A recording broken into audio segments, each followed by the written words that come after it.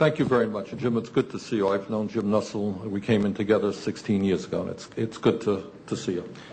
Jim, let me tell you the concerns that I have with your nomination. And it's not that you're not smart, and the partisanship does not bother me. I think if you stand up and fight for what you believe in from where I come from, that's not something to be held against people. But this is my concern, Jim. I think the American people believe that President Bush is increasingly out of touch with reality in many areas. And it's not just Iraq. And it really has to do with the economy. Today we have heard from Senator Gregg and others that the economy is really robust, is a word they use here in Washington. Let me ask you this. Since Bush has been president, over 5 million people have slipped into poverty. Nearly 7 million Americans have lost their health insurance. Median household income has gone down by nearly $1,300. 3 million manufacturing jobs have been lost. 3 million American workers have lost their pensions. Home foreclosures are now the highest on record. The personal savings rate is below zero, which hasn't happened since the Great Depression. The real earnings of college graduates have gone down by about 5% in the last few years. Entry-level wages for male and female high school graduates have fallen by over 3%. Wages and salaries are now at their lowest share of GDP since 1929. Now, I will concede that President Bush has done a wonderful job for the wealthiest people in this country and for the CEOs of large corporations.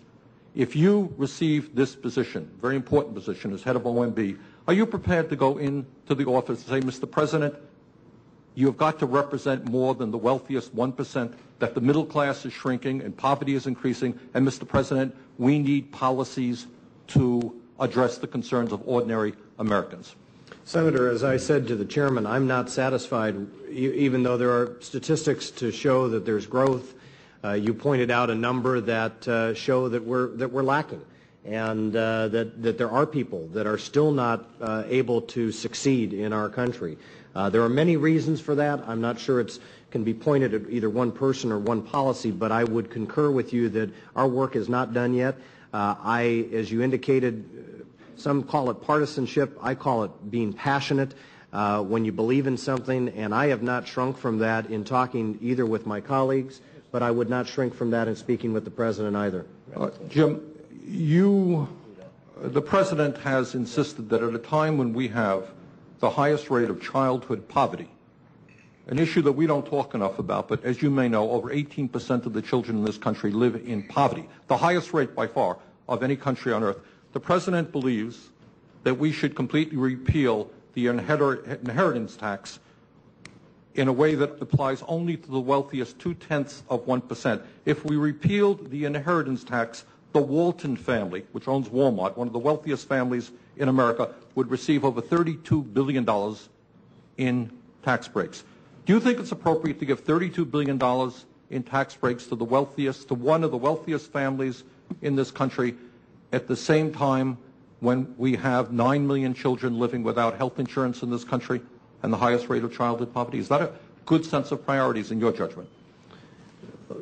First of all, Senator, any witness, any nominee on the part of an administration will most likely represent that administration. I concede that. That would be true under the Clinton administration or the Bush, no matter who the administration is. The people that they nominate need to work with them. We serve at the pleasure. Jim, you know my question. I know your question, and I respect it because I know you, and I. $32 billion in tax breaks for one family, and the President cuts back on programs for our children. Does that make sense to you? But I also know, Senator, that if you increase the taxes on that one family, you would not solve the problem either. There's a lot of work to be done within our tax code. We just had a conversation about how our tax code is not performing. It's not doing the job. You think we should repeal the inheritance tax so that one family gains $32 billion? Well, not for that purpose, no, sir, Senator, but I did vote on that behalf, on that issue in the House. So I've already voted on that, and my vote was yes. I will report to you as I know you know. I know. You know I know. I know.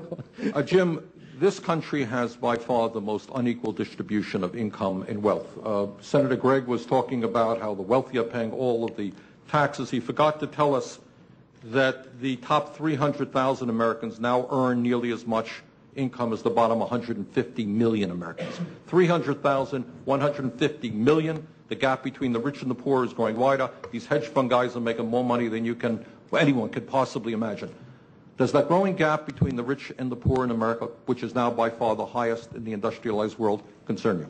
Oh, yeah, yes, sir, it does. But I would say to my friend that my view is that we should do everything we can to help the people who aren't succeeding, who are poor, succeed. And I don't think that has to be done to the detriment of people who have been successful. Well, I would just say that that's the line we have heard, but in reality what has happened in the last 6 years is that spread has become much wider. We've given tax breaks to billionaires and cutback programs for the middle class and working families. I think, Mr. Chairman, my time has expired.